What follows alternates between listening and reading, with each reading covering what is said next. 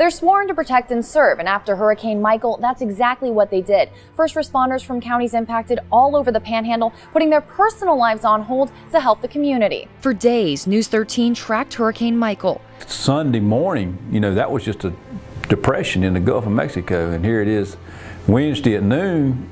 We're getting the brunt force of a Category 4. But no one could imagine the devastation it would leave behind. One of the first memories I have of just being in total awe and shock of the devastation it caused. Danger aside, it was time to work the longest, hardest shift of their careers. And as the phrase goes, the first 72 is on you. Something of this nature that was as catastrophic as it was, it took a toll on our people physically and mentally, because for the first 72 hours we were on our own. A lot of our police officers lost everything. A lot of our support staff lost everything, and they still came. When it's happening, your main job is protect life, protect property, things like that. And so you're worried about what you have in front of you, and you're not at your home. You know where your family's at. And a lot of times, you had some type of way or means to get them evacuated or to get some type of communication to them. Panama City Police Corporal Jordan Hoffman was posted at Bay Medical the night of the storm.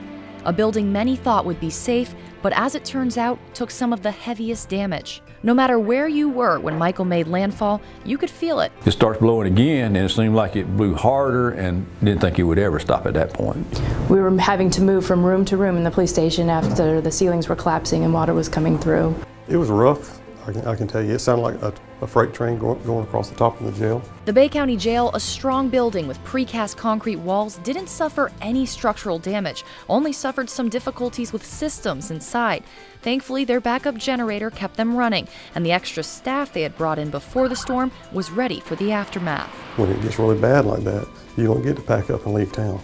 You have to stay here and take care of the citizens of Bay County, and I couldn't be more proud of the way the staff performed. Major England says his staff went above and beyond during the storm, even going as far as conducting welfare checks for the inmates who were worried about the safety of their families. The classification staff here were getting phone numbers from inmates, and they were using their own phones to try to make contact with family members, their family members, and then relaying back to the inmates that, yes, your family's okay. When the storm was in full force, officers were pulled from the streets and physically could not respond to 911 calls coming in because of the danger or inability to get there. One of the most difficult things for me is to listen to the cries for help and, as a chief, not be able to respond. It's sad to say you answer the phone call and say, I'm sorry, we can't come. But it was virtually impossible the power lines were down everywhere, trees were in the street. Contacting loved ones was tough during and after the storm due to communication issues with wireless companies. Bay County Sheriff Sergeant Nicholas Hall said at all times they had at least one radio line open that helped them stay in contact with each other. But it was still a difficult situation. Hard for people to call in, hard for people to call out, hard for us to get our calls dispatched to us, but we were out there taking care of whatever needs we could find. Most everything we dealt with was self-generated, helping people we saw were having issues. Hall worked the night the storm had passed and helped clear the roads. He says it was lonely and eerie with no electricity. The most lights you see are flashing lights, which, with it being that dark, are blinding. Those flashing lights give you a little bit of hope, because you know that there's more than just yourself and your crew out there working. Following the storm, first responders hit the streets, delivering supplies to those who needed them. We as officers were able to go to these resource centers and load our cars up with supplies, MREs, water, ice, things of that nature, and get them to the locations that they didn't have the means to get to the resource centers. Others searching for those who needed help. Mexico Beach Fire Chief Donald Walker and his crew headed back into Mexico Beach the morning after the storm, searching for residents who stayed behind and didn't evacuate. With utility vehicles and a list in hand, the search for survivors began.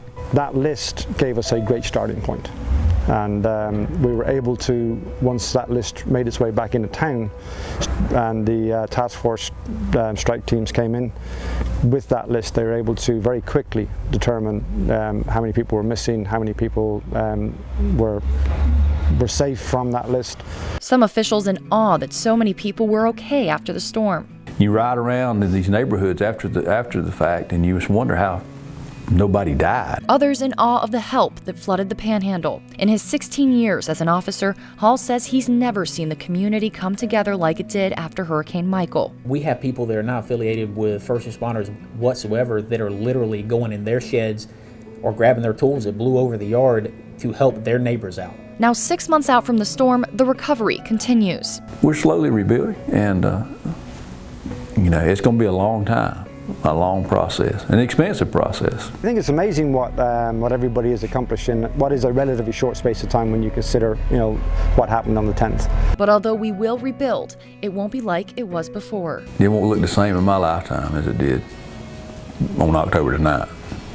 In the 6 months since Hurricane Michael, we've made great strides towards recovery, and we're not done yet. We're seeing homes being rebuilt and debris off the streets, and we'll never forget the impact Hurricane Michael left on our lives, and we'll also never forget the hard work of the first responders following the storm. Kelly Grossfield, News 13, Panhandle Strong.